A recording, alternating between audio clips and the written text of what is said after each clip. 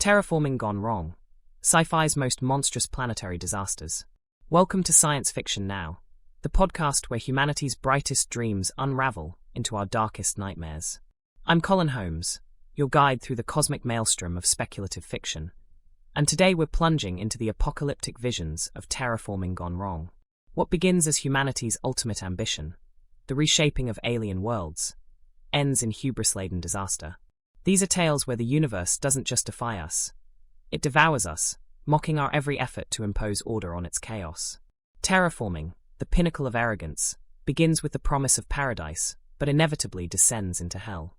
Alien landscapes twist themselves into labyrinthine nightmares. Flora and fauna don't merely resist. They rise, evolve, and annihilate. We don't just fail. We're erased, our efforts consumed by forces that don't merely outlast us, but seem to revel in our insignificance. The day the alien seeds began to fall in Thomas M. Disch's The Genocides, humanity mistook them for salvation. Colossal plants sprouted across the planet, their towering forms blotting out the sun, their roots ripping through cities as though human progress was no more than an inconvenience. At first, these plants were a curiosity. Farmers even harvested them, dreaming of abundance. But these weren't ordinary crops. They were terraformers, sent by an unseen intelligence with no need to show its face. Humanity wasn't even worth the courtesy of an invasion. These plants exuded toxic sap that turned rivers into sludge, their spores saturating the air, choking lungs with every breath. Our attempts at resistance, flames, bulldozers, even explosives, were met with eerie silence as the plants regrew, stronger, hungrier. Underground, humanity became little more than vermin, scuttling through darkness while the surface transformed into an alien jungle that mocked our fleeting attempts at survival. The true horror wasn't the plants themselves, but the absence of their creators. The gardeners, as they were called, never revealed themselves, their monstrous flora doing the dirty work with a mechanical indifference that echoed across the ruined earth. There was no war. There was no chance. Only the slow, methodical landscaping of an unwanted species. Brian Aldiss's Hothouse imagines Earth a billion years from now, a bloated red sun baking the planet into a humid, verdant nightmare. The ecosystem has gone feral, its flora predatory and grotesque. Humanity has shrunk, reduced to frail, primitive creatures cowering in the shadows of carnivorous plants. Imagine a world where trees grow their trunks into orbit, their roots strangling the Earth's surface like some cosmic parasite. Plants don't just exist, they hunt. Trappers lie in wait, snapping shut on anything foolish enough to stumble too close.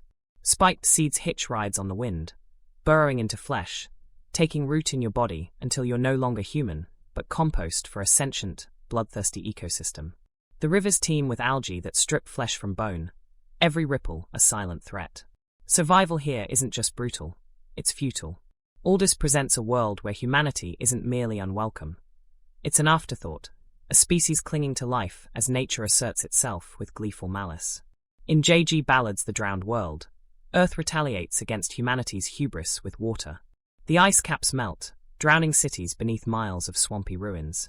Crocodiles the size of buses prowl the flooded remnants of London, while prehistoric jungles reclaim the suburbs. But Ballard's vision isn't just a cautionary tale about climate change. It's a descent into a psychological abyss. The oppressive heat and alien beauty of this new Earth awaken something primal in the survivors, a pull toward chaos that feels like the planet itself is calling them back to their origins. People abandon the safety of their communities, wandering alone into the lagoons, their minds unraveling as dreams of a prehistoric world consume them. It's not just the landscape that transforms, it's the people. Ballard's Earth doesn't merely drown humanity, it seduces it, reminding us that we were never its masters, only its temporary guests. Sheri's Tepper's Grass presents a planet of endless, rolling meadows, beautiful, serene, and utterly lethal. The settlers who arrive on Grass quickly learn that the planet's dominant species, towering, horse-like creatures and their symbiotic predators, are far more than they seem. The grass itself whispers with malevolence, the wind carrying secrets too ancient to comprehend. People vanish into the meadows, returning as hollow-eyed zealots or not at all. As the settlers unravel the truth, they realize they aren't colonizers, they're prey. Grass doesn't just defend itself. It consumes. It assimilates.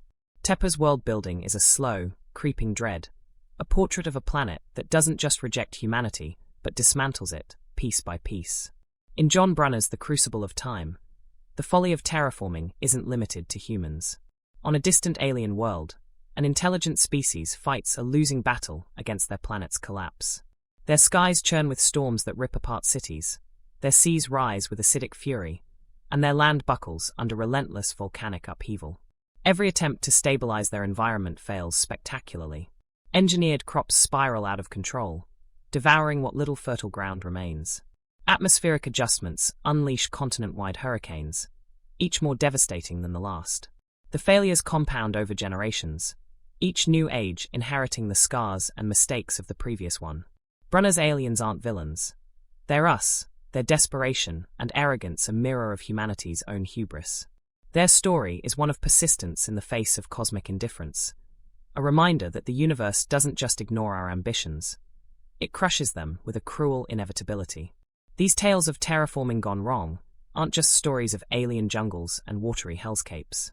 They are warnings, reminders that the universe operates on a scale that renders our dreams of control laughable. Whether it's monstrous plants reshaping Earth, rivers teeming with flesh-melting algae, or meadows that whisper secrets we were never meant to hear, the message is clear. Nature doesn't play by our rules. It doesn't negotiate. And when we try to impose our will on it, it doesn't just resist. It retaliates, often with a ferocity that leaves us broken, humbled, and forgotten. Thanks for joining me on Science Fiction Now. Terraforming is more than just science fiction.